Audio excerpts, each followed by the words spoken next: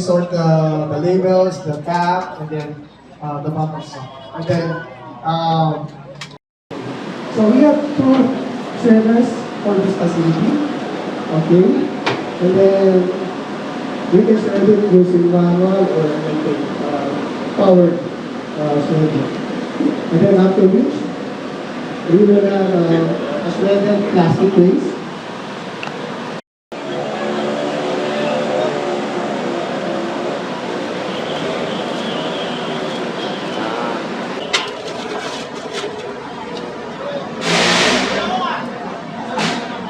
Pinasinayaan ang Pasig City Eco Hub sa Barangay Manggahan nitong Martes.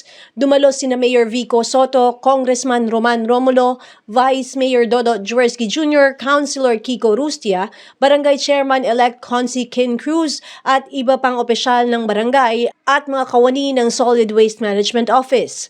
Ito ay isang collaborative project ng Green Ants Builders Incorporated, CCBO Philippines at USAID. Ang Eco Hub na ito ay magsisilbing food waste composter, plastic recycling facility at iba pa. Makakatulong sa pagbabawas ng dumaraming basura at dahil dito maiingatan ang kalikasan, kalusugan at posibleng makapagbigay ng karagdagang hanap buhay para sa mga Pasigenyo. 3 years in the making siya. Maraming mga naging challenges lalo na sa mga punto na mga kinakailangan na dokumento lalo na kung hindi nakikipag-cooperate yung barangay. So happy tayo dahil yung ating outgoing kapitana na kasundo ni Mayor Vico Soto at yung incoming kapitan ay nagtutulungan para maisaayos yung mga ganitong mga programa kasi dapat i-welcome natin yung mga ganitong grants, yung mga ganitong tulong, yung ganitong mga assistance dahil biruin mo out of ilang barangay sa buong Pilipinas, bibihira lang na napili ang Barangay Manggahan para sa plastic recycling facility na to. At expect pa ninyo na marami pang magaganap dito ng mga activity para doon sa usapin ng pagre-recycle ng plastic. Happy lang tayo dahil syempre through the effort of Kapitana Gloria, naging smooth yung mga kakailanganin sa barangay. Naging smooth rin sa city government dahil kakampi natin yung mga konsehal, kakampi natin yung kapitan. Mas tingin ko mas marami pa tayo magagawa sa Manggahan. Lalo na kakampi ni Mayor Vico, kakampi ni Kap Gloria, itong mga ganitong proyekto sa prinsipyo natin, sa sustainability natin patungkol dito sa Barangay Manggahan. 11 metric tons ang plastic na napupunta sa mga katubigan natin. Nilalayon natin na dito sa floodway, makuha natin rin yung mga plastic, makapag-recycle rin tayo. Kasi bumabalik rin naman to sa atin kinakain ng isda, yung mga maliliit na particles, nagiging carcinogen. So may kinalaman rin siya sa health rin natin lahat, overall.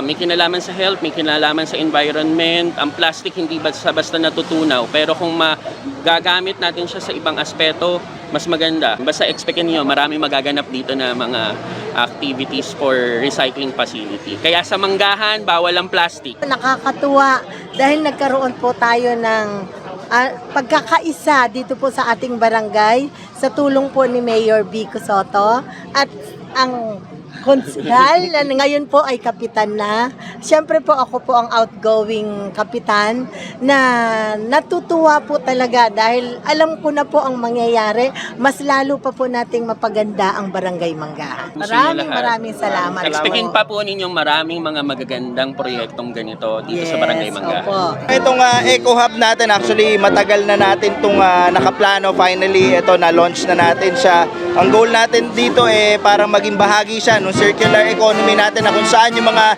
recyclable materials na malilikom ng ating lokal na pamahalaan magagamit pa sa ibang mga usable na mga gamit gaya ng nakita natin kanina yung mga eco bricks, no? So ilan lang yan sa mga posibleng mapaggamitan ng mga recyclable materials. So this is one way para ma-address na natin yung mga problemang pangkalikasan ng lungsod, lalo-lalo na yung problema sa basura. And we're very thankful na marami tayong naging partner dito. Nandyan ang ating kaibigan sa USAID, nandyan din yung Green Ants na talagang ever since sila talaga ang proponent din ito. We're very thankful also to Unilever at ibang mga sponsors na nakasama natin dito. Sobrang thankful tayo sa lahat na nakikipag-partner dito sa lungsod natin. Lagi ko nga sinasabi, hindi madali mag-manage ng mga issue at problemang pangkalikasan para sa isang lungsod na highly urbanized, na highly industrialized gaya ng Pasig City. Hindi rin biro dahil dalawa sa major rivers ng bansa natin matatagpuan dito sa Pasig. So we need that collective effort, yung tulong-tulong na effort mula sa ating lokal na pamahalaan, sa mga mamamayan natin, of course sa mga organisasyon at mga pribadong kumpanya para mas ma-address natin yung mga isyong pangkalikasan natin once and for all. Hindi lang naman to limitado dito, no? Pero of course, this is a pilot project. Habang pinapalawak natin yung Eco Hub natin sa iba't ibang mga barangay, makakadagdag to ng trabaho sa iba't ibang barangay din, no? Right now, nakita niyo marami din kababaihan. Napakasipag ng mga kababaihan natin nagtatrabaho dito sa Eco Hub natin ngayon. So, hopefully, pag dumami na to, we can hire more people to help us with our environmental initiative. Mga kapwa ko Pasigueño, patuloy po tayo magtulungan sa pangangalaga ng ating kalikasan. Alam ko hindi po biro to, pero kailangan po talaga mag-umpisa sa ating sarili, sa ating mga bahay ang pangangalaga sa kalikasan. Basta pagtulungan po natin and eventually po ma-realize natin yung pinapangarap nating linis ng ating environment dito sa Lungsod Pasig. Una sa lahat, nagpapasalamat ako sa mga bisita natin nagsidating, plus yung ating mga barangay officials, city officials, siyempre sa ating United States government na nakatulong ngayong umaga na to. Ito ay kanilang bigay sa atin kasama yung ating partners dito na Clean Cities Blue Ocean at saka yung Green Ants. Itong facility nito, malaking tulong ito para sa City of Pasig. Siyempre, una-una yung ating pagsunod sa RA 9003 sa ating sarili mismong ordinansa para sa diversion ng ating basura. Itong pasilidad na ito, may kapasidad ditong 1 tonelada para sa ating mga recyclable or kung tinatawag natin dating residual waste, tapos yun ang mga ating composter machine ay may capacity rin na 1 ton. No? So sa madalit sabi, malaking tulong ito para sa Barangay Manggahan. At syempre, mas palalawigin pa natin itong paggagawa at pagtatatag ng mga Circular Economy Hub. Sa mga susunod na buwan, meron din tayo inaasahan na isang pasilidad na atin naman ding makakatulong. Yun po yung ating Circular Economy Hub sa ating Barangay Pinagbuhatan. No? Marami pa tayong materials recovery facility at tuloy-tuloy natin itong i-upgrade para sa ating mga kapwa Pasigueño. Kasi may mga neighboring barangays, mga raming kapitbahay dito. Andito yung Barangay Rosario, Barangay Santa Lucia. So yung mga malalapit lang muna dito sa Barangay Manggahan yung makakasama natin dito sa paggamit ng facility na ito. Kasi nandito, tabi-tabi lang natin yung Rosario. No? Halos nasa boundary kasi ito ng Manggahan at Rosario. Oo, kasi una-una itong facility na ito sa ngayon, kasama pa natin dito yung Green Ants dahil itine-turn over pa nila sa atin tunutuluyan. Meron transfer of technology, meron pag-transfer din ng kaalaman. Bago natin tuluyan itong independently, tayo na lang yung mag-ooperate nito sa Pasig. Sa tulong din syempre nung host barangay, which is Barangay Manggahan, kasama si Kapitan-elect Kin Cruz. Kanina yun na rin yung pinag-aaralan ng ating mga city officials. No? Kasama si Congressman, Vice Mayor Dodot, si ating Mayor Vico, syempre si Councilor Kiko.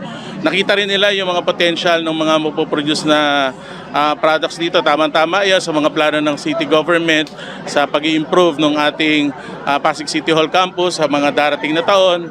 At syempre yung mga future developments natin dito, malaki pa yung potential na magamit na ito dahil meron pa tayong inaayos na East Bank Road, no? Sa tulong din ng DPWH, syempre ni Congressman Roman, pwedeng ito rin yung mga maibahagi natin doon kung pwedeng magamit as part ng livelihood at saka ito na rin yung kumbaga business model nitong facility na ito. Sa ating mga kababayan, tuloy-tuloy lang po yung ating pakikiisa sa ating mga ginagawang programa sa tamang pangangasiwa ng ating basura. Alam naman ho natin, nung nagdaang pandemya, marami ho tayong mga programang nag-backslide Pero sana unti-unti nating ayusin ito. At syempre, tuloy-tuloy tayong makiisa para sa pagpapatupad ng tamang pangangasiwa ng basura, waste segregation. Unti-unti na po natin binabalik yan. At syempre, no segregation, no collection. Tumulong po tayo para mas magkaroon tayo ng pagmamalaki nating circular economy, tunay na circular economy dito sa lungsod ng Pasig. Ako si Luan Peñano para sa latest ng iNews Pasig.